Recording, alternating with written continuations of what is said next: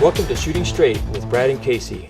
Brad and Casey couldn't be here today for this show, and I am Deputy Chief Nathan Christensen, your host today. Today we have Lieutenant Scott Gamble from the Arizona Department of Transportation Enforcement and Compliance Division. Welcome, Scott. Thank you. It's nice to be here.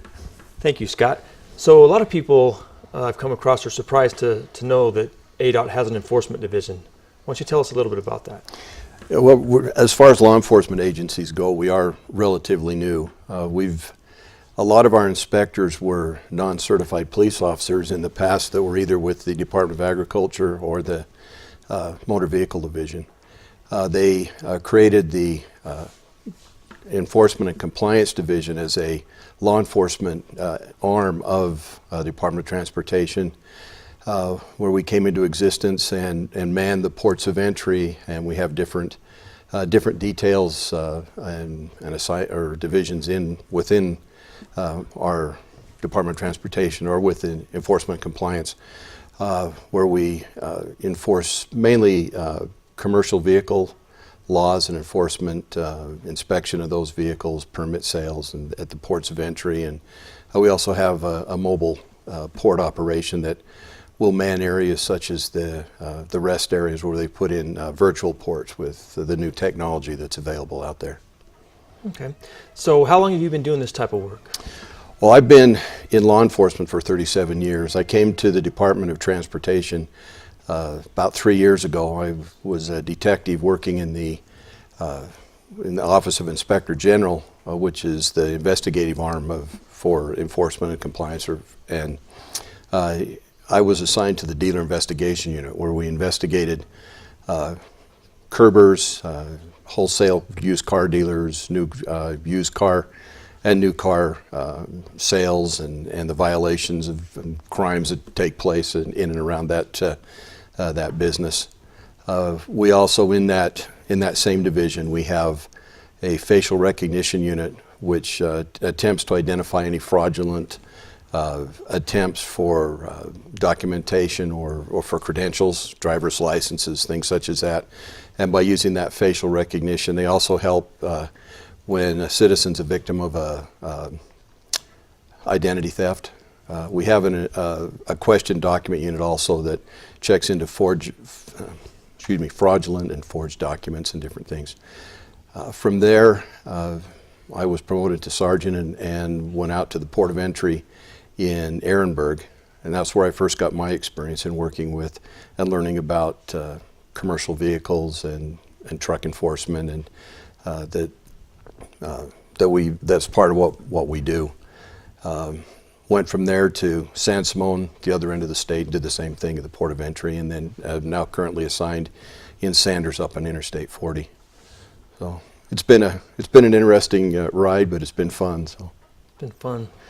So what are some of the roles, besides what you've talked about, what would you say is the most important role ADOT Enforcement Division deals with? Well, our mission statement is just in short, it's the safe and efficient movement of commodities and people across the state and that deals mainly with commercial vehicles that are coming in. That's our primary focus is on the commercial vehicles that come into the state, making sure that those vehicles are in compliance, whether it be their need for registration, the different permits that they need.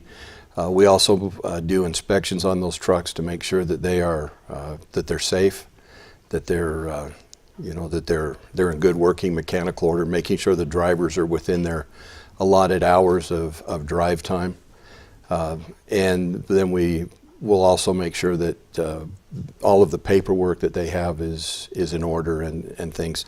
And when I first got into it, I had no idea just exactly the mechanical workings of these vehicles and all that can go wrong with them, and how important it was to make sure that we screen those vehicles for a lot of reasons, keeping the driver safe, keeping the community safe, and helping those drivers stay in compliance with what they need to do. So when you do an inspection, what type of safety violations do you look for, and what have you seen in your career? Well, we have three different levels of inspections. A level 1 inspection is where we inspect both the driver, his logs, his credentials for driving time, making sure his driver's license is valid, that his registration's in line. A level 2 includes what's in our level 3 inspection, which is the driver. I probably should back that up. We do level 3, which is the driver inspection, his credentials, things. Level 2 will be a walk around of the truck, including the credentials for the driver. And then our level 1 inspection is where we actually crawl underneath the truck, check the brake chambers. All of these trucks, the big trucks, the bulk of them operate on an air brake system. And it's kind of a system that's when the air chambers aren't set right, there's lag and unequal braking and different things which can cause problems. One of the first inspections that I ever did, the officer that was helping me do it, and was kind of training me to do it, had me get underneath the truck that had an oil leak, and it was leaking oil everywhere. I never did get that uniform clean. The other one that I saw to me was quite amazing, because it was the first time I'd ever seen it, was a truck where the brake chamber had actually come loose from the truck. So when the driver hit the brake, as opposed to the rod that sets the brakes moving, the chamber itself moved back and forth, wasn't connected at all. So he didn't have the total amount of braking available for the truck, which can cause some major issues. I can imagine. So why is weight important on these semi-tractor trailers that come through our state? Two of the reasons is, one is the weight on the vehicles causes, when they're heavily overly loaded, it creates issues, possibility of mechanical failure on the trucks, can crack the frames and of the vehicle itself. The other thing is trying to keep the infrastructure of the state of Arizona protected. The overweight on the vehicles can cause added wear and tear on the roadways, which causes the roads to need to be replaced sooner. No one likes driving down a road full of chuck holes, and when you get a lot of vehicles traveling on a road, and you've probably seen that, where you start to get the grooves in the roadway, they can create handling issues with cars and with other vehicles on the road. So keeping the vehicles within compliance of their declared weights and what they're allowed to carry will help to keep the infrastructure in Arizona intact longer, and cut down on the needs to replace the roadways sooner. And that saves times for commuters as well, because Yes. those roads are not under construction so much. Yes, it does. So besides commercial vehicle inspections, what would you say is another important job that ADOT enforcement officers do? One of the biggest things that we do, and we've kind of talked about a little bit, is that we're an avenue where we can sell permits for the vehicles coming in. This allows us to make sure that all of the documentation they need to have are there. If we get a vehicle that, say, comes into the port with an expired registration, we can sell them a permit, which allows them to continue on down the road, and that they'll be in compliance while they're in the state of Arizona. Same thing, we have a use fuel permits that we sell them if they don't have their they call them IFTA stickers. It's a International Fuel Tax Agreement. One of the other things that we do, and it's another unit that I don't want to leave out, they'd be pretty mad at me, is we have a tax evasion unit. It's our dyed fuel unit. And what they do is they look for vehicles that are using dyed fuels. There's certain fuels that these trucks have to use that are taxed. There's other there are groups that are allowed to use fuel, such as farm equipment, as an example, that's not on the roadway, that uses diesel that they don't have to pay taxes on. So to save money, a lot of times we'll find some vehicles where they've tried to fill up with the dyed fuel and get away with not having to pay the taxes on it. So that's an area that they do enforcement on also. Okay, so I want to divert back to the weight of vehicles. If you have a truck that comes through the weigh station or the port of entry and they're overweight, what action do you take to get them into compliance? Well, there's two types of overweight. If they're overweight on an axle, each axle is allowed so much weight they can carry. If they're overweight on the axle and it's a reducible load, which is something that they can move move part of the weight or part of their cargo over another axle, we'll have them adjust their weight, and then it will depend on how much overweight they are, how much they can move, as to whether or not we issue a citation also for being that overweight. If they come in over their declared gross, there's no way they can adjust without actually taking that, without taking part of their cargo off. Usually where we run into problems with that is the car haulers, and they'll have to drop a car and go into wherever they're going to go and then come back and pick it up to get them into compliance. And those are also, when they come through, it's pretty much a zero tolerance as far as when they're over gross, they get cited, and those are some pretty hefty fines in those citations, so they take it very seriously. I can imagine. So earlier when I first met you, we started talking that you had a conversation with someone that didn't realize that you carry a weapon. Yeah. So a lot of people don't know that ADOT enforcement officers are Arizona Post certified. They're the board in Arizona that certifies peace officers. Why is it important that the division have law enforcement officers? Well, there's a lot of the things we've talked about as far as those different violations that we investigate are criminal violations. Therefore, you need to be certified to effectively enforce those laws. We're armed because of the fact that any law enforcement agency, and unfortunately anymore, a lot of wearing a uniform kind of marks you in the community, and a lot of different places. It's getting much more violent out there. Even though we work in the ports of entry and we focus on vehicles or commercial vehicles, we are certified police officers, and we're authorized as any other police officer in the state to enforce laws anywhere in the state of Arizona. And at times, if called upon, we can do that. We pretty much try to stay focused on our area, but we do provide assistance if we get calls from the Department of Public Safety or other agencies out there. We're more than willing to respond and assist them if they need to be back on a case. Probably one of the best examples and the interaction that we have with specifically the Department of Public Safety was this last summer when they had the dust storms down in San Simon, and we were first on the scene. DPS had called, so they're trying to get officers out, but the visibility on the interstate was down to about zero. I was one of the first ones on the scene there, and as I came across the median, there were trucks coming through the sandstorms at about 65 miles an hour. So we had to get them slowed down, because in that lane, on the number 2 lane, there was a piece of fire equipment, 3 other vehicles, and a police vehicle that had all been involved in a chain reaction crash. So trying to get those vehicles slowed down to prevent loss of life and property damage.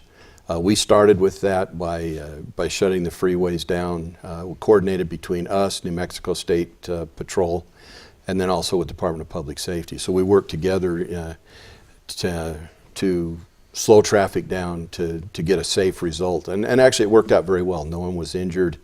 There was no fatalities. And we were able to safely get traffic off the freeway until the dust storm subsided. Okay, that's good. So you do a lot of commercial truck inspections. What about passenger vehicles? Do you inspect those as well? We do. We have inspection bays around the state. The bulk of them are in the Phoenix area. There's also an inspection bay at the MVD office, or Motor Vehicle Division office, in Tucson, where if people are buying cars needing a vehicle inspection for a discrepancy with their title, they can go to those places. We also have officers assigned around the state that will go around and meet with people and do their inspections either on site or have them come to the port of entry. I currently have one officer from my port that is based out of Show Low that travels all over the place and does those inspections about all week long. So. And in those inspections, what are they looking for in specific? Specifically, they're verifying that the VINs that are on the vehicle match the paperwork, that they're determining whether they're they're not stolen, that all of the paperwork's in order, and they can verify that the VIN numbers on the vehicle, the vehicle identification number, which are located in numerous places on the vehicle, they check all those to make sure that they all match up. And if you were to come across a stolen vehicle, what action would you guys take? We would do the same as any other agency would. We would initiate a police report, do a recovery on it, notify the agency that was involved in who reported it as a stolen. We would also make sure that the vehicle itself was taken out of the national computer, so there's no longer a search for it and things. And then a lot of it would depend on where it was stolen out of. If it's a local agency, we'd call the local agency, advise them we've got the vehicle, allow them to do the recovery if they wanted to, and to assist in that way. Okay, and then dealing with the person who brings the vehicle in, I mean, do you arrest that person, or is that the responsibility of the local agency? We can. A lot of it will depend on the circumstances behind it, and that comes to doing the investigation. Depending what information we have as far as the theft of the vehicle, will play a key role in how that would actually go. If we've got the person right there that is the person that was trying to run some sort of a fraudulent activity to get that vehicle legal so they could sell it or use it for themselves, it turned out to be the suspect, we would at least detain him until the agency that put it in, that has the case, was able to respond. If not, we would go ahead with our part in what we needed to do as a law enforcement agency. Okay. So another question I've wondered about over the years is salvaged vehicles. How does a person buy a salvaged vehicle and then get it registered and permitted to drive on our highways?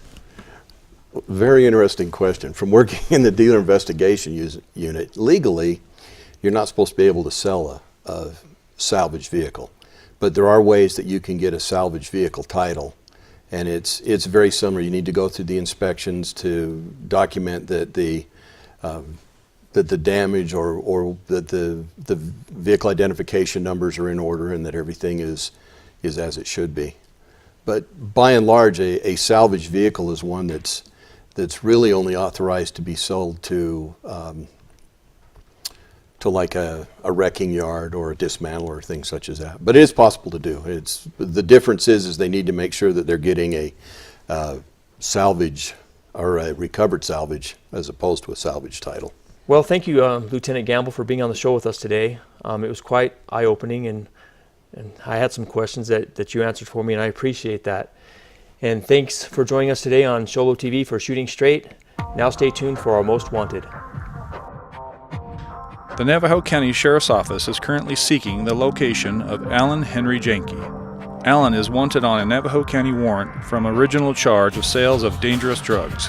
Alan has been evading contact from law enforcement for the past several months and has not been able to be located in the Sholo White Mountain Lake area.